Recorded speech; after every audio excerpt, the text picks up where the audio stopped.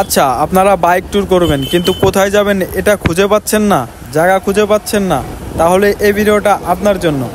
আপনারা যারা bike tour করতে চান তারা কোনো কিছু চিন্তা ভাবনা না করেই আপনারা আসতে পারেন কুয়াকাটা। সবথেকে বেস্ট চয়েস হবে কুয়াকাটা।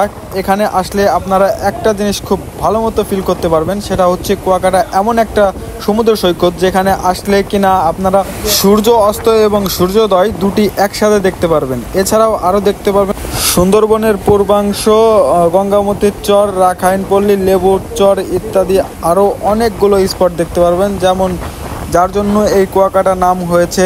সেই কুয়াসহ আরও দেখতে পারবেন দার্শনীয় কিছু স্পট। তার মধ্যে আছে হচ্ছে বৌদ্ধ মন্দির, লাল কাঁকড়ার চর, ফাতরার বন সহ আরও অনেকগুলো স্পট পাওয়া যাবে এখানে আসলে। আর সেটা যদি হয় আপনার বাজেট ফ্রেন্ডলি, তাহলে তো আর কোনো কথাই নাই। হ্যাঁ, আপনি যেই প্রান্তেই থাকেন সেই প্রান্তে থেকে এই স্পটে আসার পরে, মানে কুয়াকাটা আসার পরে অনলি 3 থেকে 400 টাকা তেল হইলে পরে আমি যে করা স্পটের কথা বলছি প্রত্যেকটা স্পট আপনি খুব সুন্দর মতো ঘুরে দেখতে পারবেন। আর যদি মনে করেন যে বাইক ছাড়া আসবেন, তাহলে আপনাকে বহুত ক্যাচাল পোয়াইতে হবে, যেমন যেখানে যাবেন সেখানেই দালাল আর সেখানেই টাকা পয়সা ছাড়া কুয়াকাটা কোনো কিছু সম্ভব না। আপনাকে দেখা যাচ্ছে 2 কিলোমিটার ঘুরায় আপনার কাছ থেকে 1000 টাকা ভ্যান ভাড়া নিয়ে যাবে, আপনি কিছু বলতে পারবেন না। কিন্তু আপনি যদি সেখানে বাইক ট্যুরে আসেন, বাইক ট্যুর হলে আপনার জন্য বেস্ট চয়েস হচ্ছে কুয়াকাটা। এই কুয়াকাটা আসলে পরে আপনারা কিছু হোক বা না হোক প্রচুর পরিমাণে সেফটি এবং টাকা অনেক সঞ্চয় হবে। এখন আপনি ডিসাইড করুন আপনি কিভাবে আসবেন। আমি মনে করি বাইক ট্যুর করলে একটা জিনিস আপনার খুব ভালো মতো ঘুরে চলে যেতে পারবেন।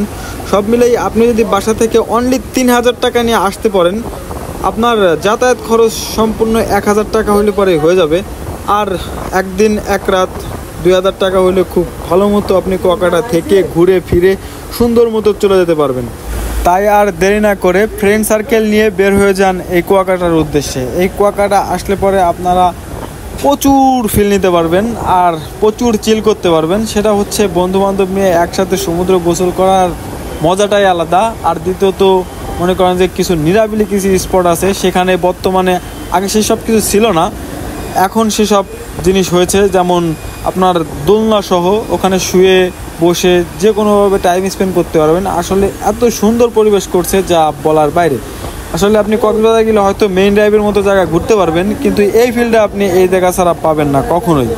এইখানকার আমার কাছে সব থেকে যেটি বেশি মনে ধরেছে সেটা হচ্ছে সূর্যোদয় এবং সূর্য অস্ত একই জায়গা দাঁড়ায় থেকে দেখতে পারবেন। সেটা হচ্ছে গঙ্গামতির চর। ওইখানে গেলে পরে আপনি একই স্পটে দাঁড়ায় থাকবেন, কিন্তু দুটার ফিল একসাথে পাবেন। বিশেষ করে সকালবেলা যাবেন, সকালে গেলে পরে আপনি ওখান থেকে সূর্যোদয়, কীভাবে সূর্যোদয় উঠতেছে, উঠে আমাদের মাঝে আলো জ্বলাচ্ছে সেই জিনিসটা দেখতে পারবেন। আবার আপনি যদি মনে করেন সন্ধ্যার আগ দিয়ে ওই জায়গায় সেম জায়গাটায় গিয়ে দাঁড়াবেন, সন্ধ্যার আগ দিয়ে যদি যাইতে পারেন, তাহলে আপনি ওইখানে গিয়ে দেখতে পাবেন যে সূর্যটা কিভাবে গ্রাস হয়ে যাচ্ছে। এই জিনিসটা আসলে সত্যি অসাধারণ। এর মতো ভালো লাগার কোনো বিষয় আমি আর দেখি নাই। আর একটা মেন যে বিষয়টা বলতে চাচ্ছি সেটা হচ্ছে সূর্যোদয় দেখতে হলে আপনাকে যেতে হবে একদম ভোর 5টার দিকে উঠে, তা না হলে আপনি ওইখানে যাই ওই সূর্যটা আর ওই ফিলটা পাবেন না। একদম লাল টকটকা সূর্য, বর্ষার সময় যে এত সুন্দর সূর্য দেখা যায় যা আমি আগে জানতাম না। আসলে সাধারণত শীতের সূর্যটা বেশি সুন্দরভাবে ওঠে, তারপরেও আমার কাছে বর্ষার সূর্যটাও আমার কাছে অসাধারণ লেগেছে। এক কথায় পুরোই অসাম। তাই আর দেরি না করে বের হয়ে যান কুয়াকাটা।